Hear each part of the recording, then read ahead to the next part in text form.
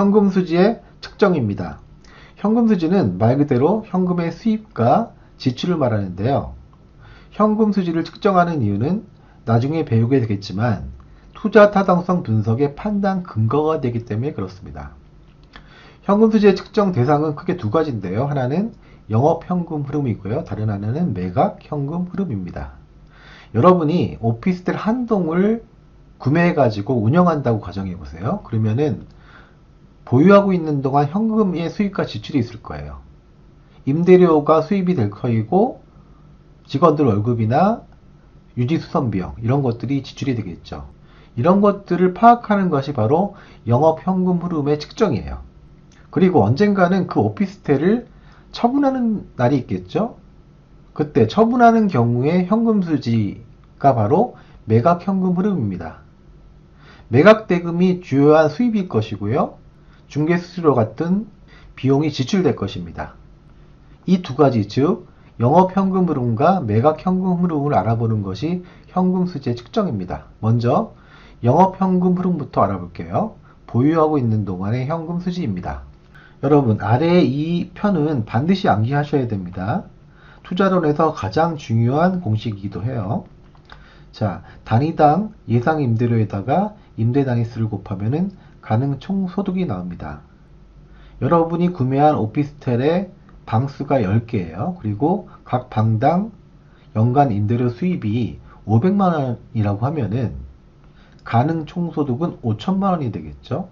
500만 원 곱하기 10이니까요. 그런데 이러한 가능 총 소득은 좀 비현실적인 소득이죠. 왜냐하면은 오피스텔 10개가 늘 꽉 차가지고 운영되진 않잖아요. 이렇게 공실이 있을 수도 있고요. 불량부채가 발생할 수도 있어요. 이런 것들을 빼줘야지 좀 현실적이죠. 거기다가 주차장의 주차료 수입이라든가 자판기 수입, 광고 수입 이런 것들이 생길 수 있겠죠. 이런 것들은 기타 소득으로 더해주는 거예요. 즉 가능 총소득에다가 공실은 빼주고 기타 소득을 더해주면은 현실적인 소득인 유효 총소득이 계산되어 나옵니다. 여기에 영업경비를 빼주는 거예요. 영업경비에는 운영하면서 필요한 비용들은 다 들어가는 거죠. 유지수선비라든가 광고비, 보험료, 재산세. 재산세는 보유하면서 내는 세금이기 때문에 이렇게 영업경비로 인정이 됩니다. 반면 취득세나 소득세는 영업경비가 아니니까 주의하세요. 이렇게 유효 총소득에서 영업경비를 빼주면 순영업소득이 나오는데 순영업소득은 총투자액에서 생기는 소득인 거죠. 그쵸? 근데 여기서 부채서비스액, 부채서비스액은 다른 말로 원리금 상환액이라고도 하는데 즉 원금과 이자죠. 이러한 부채서비스액을 빼주면은 세전 현금 수지가 나옵니다. 만약 오피스텔 살 때 100% 다 자기 자본으로만 샀다고 하면은 부채 서비스액이 없겠죠. 즉 부채 없이 오피스텔을 사게 된 경우에는 순영업소득과 세전현금 수지가 같게 될 것입니다. 이것이 없으니까요. 한편 세전현금 수지는 위에서 원금과 이자가 빠진 금액이기 때문에 지분소득 내지는 자기자본소득이라고도 얘기합니다. 자기자본에서 생긴 소득이라는 뜻이죠. 이렇게 여기서 영업소득세를 빼주면은 세후 현금수지가 나오는데요. 영업소득세는 과세표준에 영업소득세율을 곱해서 구합니다. 주의하세요. 세전현금수지에 영업소득세율을 곱하는 것이 아니라 과세표준을 따로 구해서 영업소득세율을 곱해주는 거예요. 그러면 영업소득세 과세표준은 어떻게 구하냐면은 이렇게 세전현금수지를 기준으로 합니다. 이렇게 세전현금수지에다가 대체충당금과 원금 상환액을 더해주고 감가상각비는 빼서 구합니다. 대체충당금이나 원금 상환액은 지분을 증가시키는 행위이기 때문에 공제 대상이 아니에요. 이렇게 빼주면 안 되는 건데 식을 보면 빼줬잖아요. 대체충당금 빼줬죠. 원리금 상환에서 원금도 빼줬죠. 빼면 안 되는 비용인데 빼줬기 때문에 다시 더해주는 거예요. 플러스 마이너스 제로를 만들기 위해서 그냥 같은 금액을 더해주는 겁니다. 아셨죠? 그리고 감가상각비는 공제 대상의 금액이기 때문에 빼줘야 되는 거죠. 잘 모르더라도 이 공식은 꼭 암기하고 계셔야 돼요. 영업소득세 과세표준은 세전현금수지에다가 대체충당금과 원금상환액을 더해주고 감가상각 빼준다. 이건 반드시 암기하셔야 돼요. 자, 그러면은 영업소득세를 구했죠. 마지막 소득이죠. 세후현금수지가 계산됩니다. 이 식을 반드시 암기하셔야 되는데 한번 이렇게 암기해 보세요. 5가지 소득이 생기잖아요. 이걸 순서대로 가, 유, 순, 세, 세 이렇게 암기하시는 거죠. 가, 유, 순, 세, 세. 가능총소득, 유효총소득, 순영업소득, 세전현금수지, 세후현금수지. 이렇게 암기하시면은 문제 푸는데 좀 도움이 될 겁니다. 다음은 임대주택의 1년간 운영 실적 자료이다. 가능총소득에 대한 영업경비 비율은? 이 문제를 풀려면은 가능총소득을 알아야 되고요. 영업경비도 알아야 되죠. 자, 보기를 보면은 호당 임대료가 연 500만원이에요. 단위당 예상 임대료가 500만원이라는 거죠. 그리고 임대 가능 호수는 60호. 60호죠. 그러면은 가능총소득은 500만원에 60호를 곱한 3억원이 될 겁니다. 먼저 가능총소득 하나 구했어요. 3억원. 근데 보기를 보면은 공실률이 10%예요. 공실률이 10%니까 기타 소득은 없죠. 이 경우 유효총소득은 가능총소득의 90%가 되겠죠. 10% 빼주니까. 그러면 3억 원의 90%는 2억 7천만 원이 되는 거고요. 표에서 준 마지막 정보는 순영업소득이에요. 순영업소득은 연 2억 1천만 원이죠.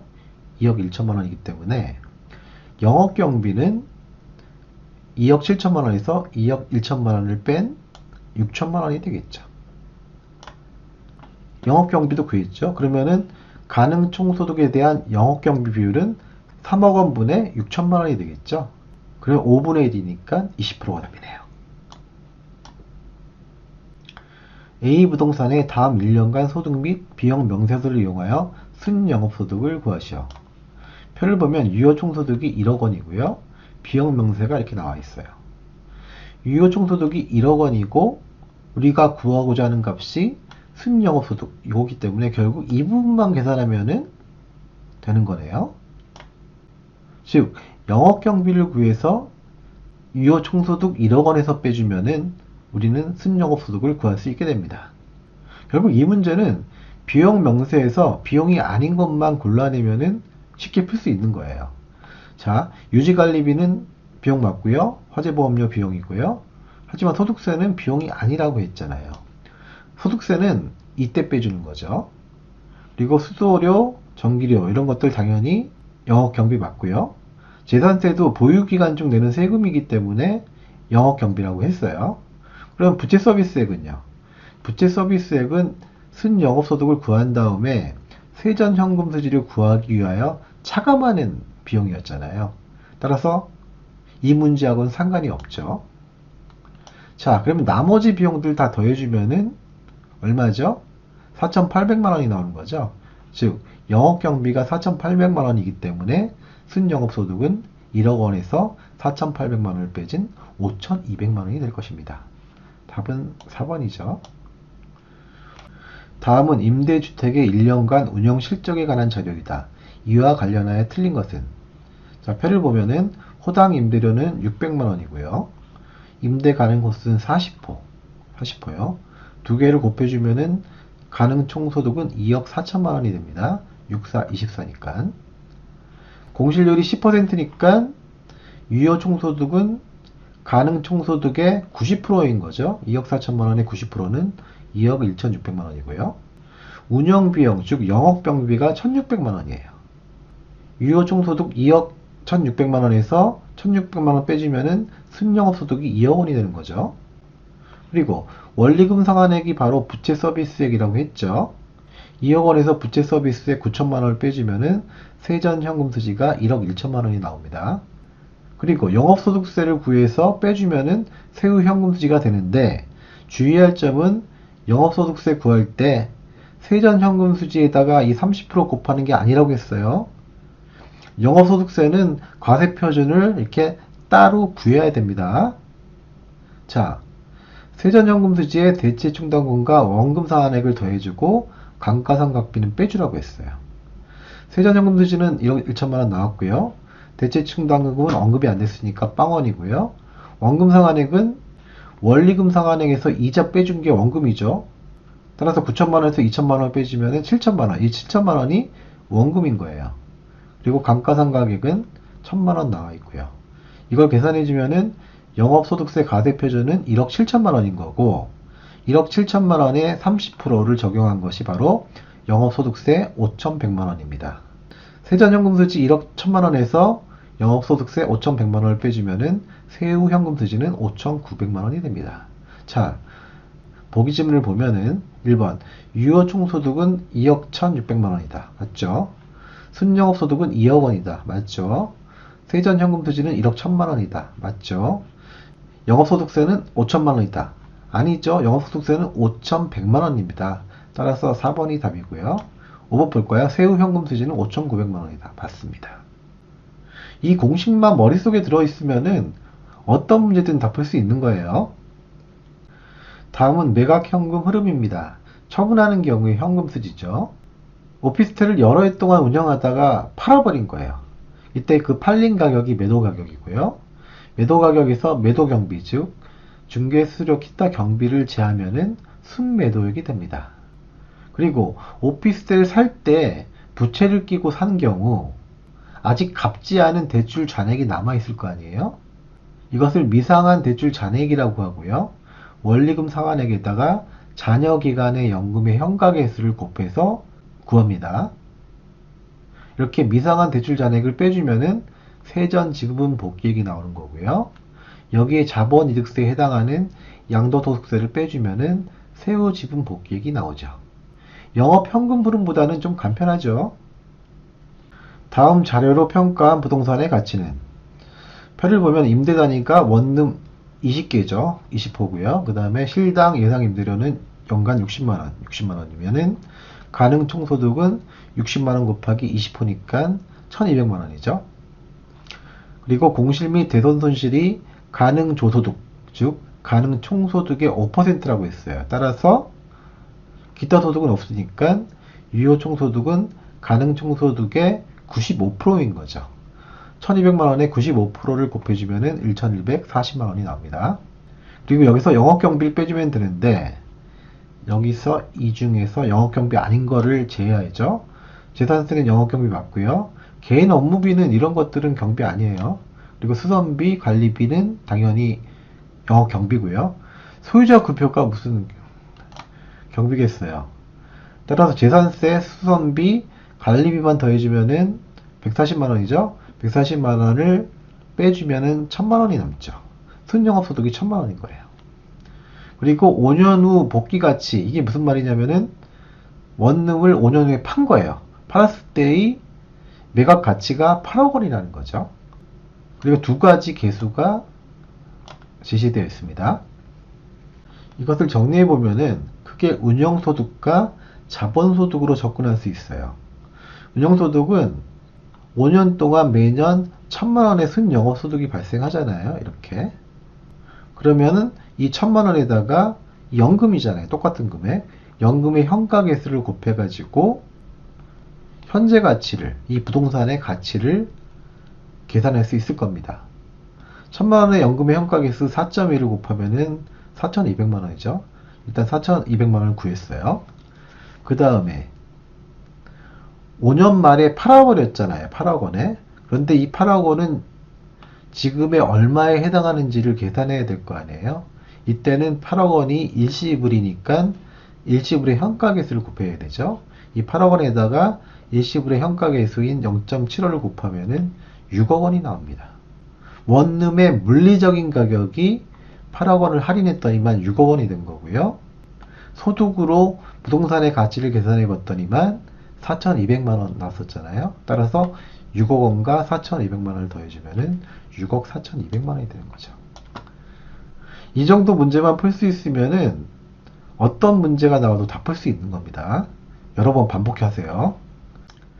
부동산 투자의 현금 흐름 추정에 관한 설명으로 틀린 것은 1번 순영업소득은 유효 총소득에서 영업경비를 차감한 소득을 말한다. 그쵸?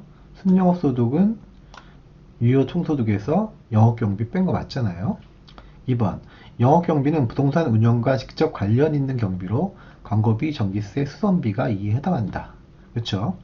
3번 세전현금 흐름은 지분 투자자에게 계속되는 세전소득을 말하는 것으로 순영업소득의 부채서비스액, 즉 원리금 상환액을 가산한 소득이다. 세전현금 수지는 부채서비스액이 해결됐기 때문에 지분소득, 즉 지분 투자자에게 계속되는 세전소득은 맞지만 뒷부분이 틀렸죠. 순영업소득에서 부채서비스액을 차감해야 되잖아요. 근데 가산했다고 했기 때문에 틀린 지문이죠. 3번이 답이에요. 4번 세전지분 복귀액은 자산의 순매각 금액에서 미상한 저당 잔액을 차감하여 지분 투자자의 목으로 되돌아오는 금액을 말한다. 그쵸? 세전지분 복귀액도 대출 잔액을 해결한 거잖아요. 따라서 순전히 지분 투자자의 몫이 된 거죠. 맞는 질문이에요. 5번 부동산 투자에 대한 대가는 보유시 대상 부동산의 운영으로부터 나오는 소득이득과 처분 시의 자본이득의 형태로 나타난다. 그렇죠. 소득이득은 이렇게 영업현금 흐름에서 나오는 소득이고요. 자본이득은 매각현금 흐름에서 나오는 소득이라고 했잖아요. 따라서 맞는 질문입니다.